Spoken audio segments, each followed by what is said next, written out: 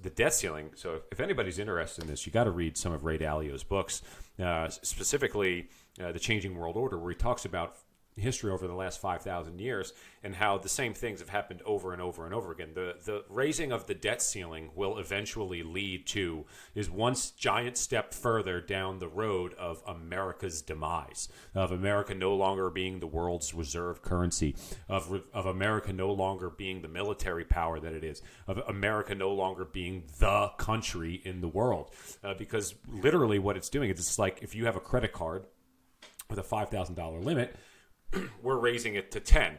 And while that's nice and it allows you more spending power, allows you to do more things, it's devaluing the dollar, and it's also allowing you to continue to do things that made you $5,000 in debt to begin with. So we're just going to keep going and going and going and going and going and going and keep raising it and raising it and raising it. And then something's going to happen where, we're trying to borrow money from, the Dutch or the French, and they're going to say, I don't think you can pay this back anymore. Right, because your debt is so big, and you're just printing money like we did with COVID, like we did with all this stuff, and with what we're doing with inflation and all of the the little banks that are closing. Like all of these things are taking steps in that direction.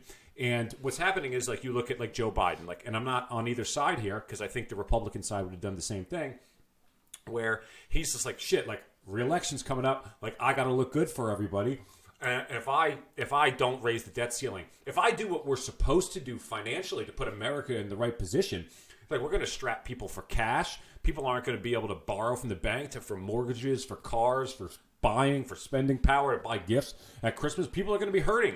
It's going to be a recession. It's going to be difficult for a lot of people to live. But that's what America needs. We need to go through those hard times, because if we don't, we're a ticking time bomb, and America is inevitably going to implode, and it's happened forever for the last 5,000 years. This economic cycle has been occurring nonstop in the exact same way, and it's happening again right now.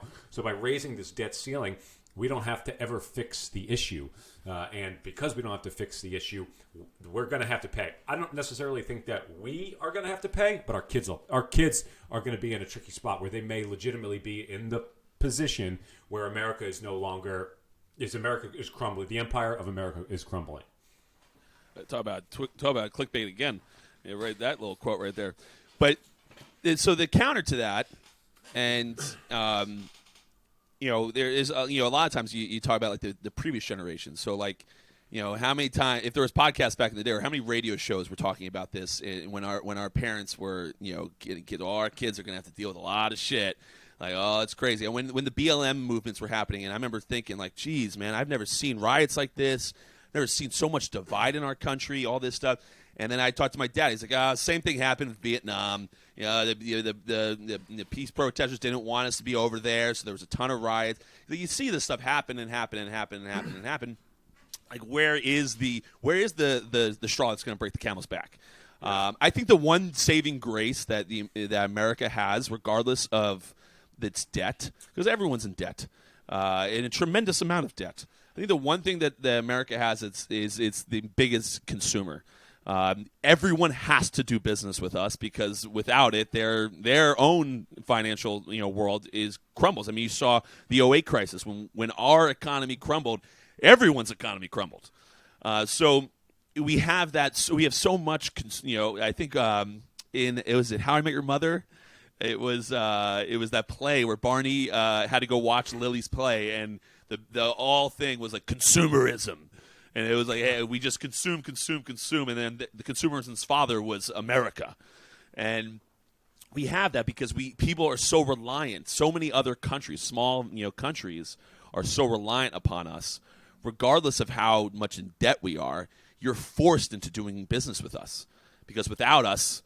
I don't think that we end up like crumbling and becoming like a third world country. I think we end up being like England is now, where it's a great country, you can do whatever you want, really, but you're not America. And I think who do you? Someone's got to take over for us. Who's taking over for us? China. I mean, China's not taking over for us. Well, look, I can't say. All I'm speaking to is the data that I've read in Ray Dalio's books and another book called The Fourth Turning,